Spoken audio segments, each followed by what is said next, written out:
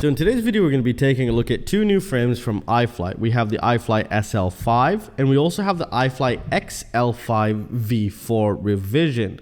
Keep that in mind, this is new. They've done a bunch of the revisions, and the reason they stuck with the Xl5 here is because it's proven itself very, very great. Actually, I have a couple of other older revisions and they're very easy to tune. Now let's go ahead and start with the SL5 V1.2. Now this is a pretty interesting frame for a couple reasons. Now to the naked eye, they might look exactly identical, and this one just slightly longer and has a little bit shorter wheelbase. But where it gets interesting is on the mounting hole solution part. So if we zoom in here, we see that this frame takes 30 by 30 stacks for flight controllers and ESCs, and it also takes 20 by 20, but these are 2mm holes, so an M2 20 by 20 stack it would take. But what's really interesting is if we move to the back here, we see we have another 30 by 30 and another 20 by 20 mounting hole, so we can do a double stack here. And for example, you might be like, okay, well, what can I use that for? Here's a great example. This is a 20 by 20 VTX from Rush FPV tank, which is a beast of a video transmitter.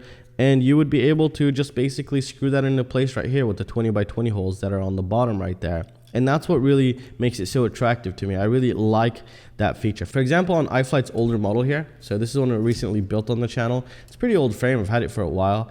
It didn't have that, so I just used double-sided tape to hold it into place. And you can kind of see the idea of this. It just makes everything so much more cleaner and so much more better here. Yeah, the SL5 does have double stack mounting solution. So this 3D printed part also comes with the frame, and as you can tell, it will be able to hold your XM Plus radio, which is really great, or your video transmitter if you have one small enough that will go in there.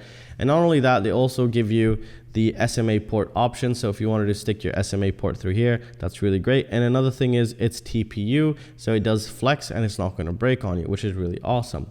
They also give you more 3D printed parts to go within the camera frame here, just to add a little offset, but at the same time it does add some dampening for the camera, so it reduces jello in your feed if you had some jello in your feed, but that will not affect your overall HD footage, but it's there. I don't know the real case why it's there. Maybe it could just be to add an offset in there, but it's really nice that they provide. I wish it was a different color. You can see it sticking through there. So another thing is this is a top mount frame, and the things they provide you with is quite remarkable, and this is why I really like iFlight, and a lot of people do like iFlight. They give you some nylon standoffs if you needed some here, which is really great. They give you two really great high quality battery straps, two of these guys they provide you with both of these frames. We'll cover the other frame in a bit.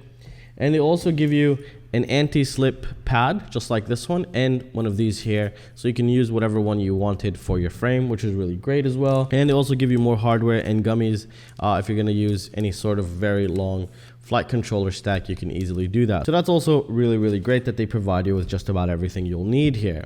Now, if you're talking about arm thickness, it's around 5.5 millimeters, so that's really great. So the overall thickness of the arm, it'll take an impact, and these are cut really rigid, so they're really great. It's not flexing anytime soon like any other cheap frame. Usually their top plates are 2 millimeters, but I could be wrong. Let's double check this right now, and I am wrong. It's 3 millimeters here, and they're all chamfered down, so it's really nice to touch, and you're not going to be cutting yourself anytime soon. Now, the overall stack height that you'll have in the middle part of this frame is going to be 25 millimeters from the bottom all the way to the top here. So you have 25 millimeters going all the way up top. And on the bottom, on the back here, it'll be 24 millimeters. And the reason why it's 24 millimeters is because I'm measuring to the 3D printed part here, because you're more likely going to add it to hold your SMA port right here. So you're getting quite a lot of space in here, and I really like that. And it really does have a thin profile. And again, it's a top mount battery frame, which is really great for freestyle. And if you wanted to use it for bottom mount, you would be able to get away with actually dropping the battery strap to the bottom here and just strapping it to the bottom. So you can do as you please with this. These are really great frames, and they usually tend to fly great right out of the box most of the time. Alright, so with the iFlight Xl5 V4, it shares the same characteristic as the SL5, however there are some slight differences. For example, the first one, the Xl5 here is a true X, and the SL5 is a squashed X, so keep that in mind. Most of the dimensions are basically identical, like in the size of the arms, and also the upper plate, bottom plate, and camera plates, and also the sizes they take. However, what you get less with the Xl5 is you don't get the double stacking mounting solution, and you also get a smaller body in terms of length here. However, the Xl5 also does come with the 3D printed parts that you'll need to mount your SMA and also hold your video transmitter, which is really nice. And again, you only have 25 millimeters of space inside, and both of these are really great frames. I think I have like 5 or 6 iFlight quads now, and they just fly really great. So personally, I've only flown a Squashed X once, and I think I might build the SL5 before the Xl5 because I've played a lot with the Xl5. I have a bunch of the revisions and I've just been flying them. They're really great. They could take quite a lot of impacts, and usually you'll be able to find most of their parts, which is something you want when you buy a frame, because you don't want to buy a frame for 50 bucks and you can't find an arm for it. So here is something really great. You'll be able to find the parts for it.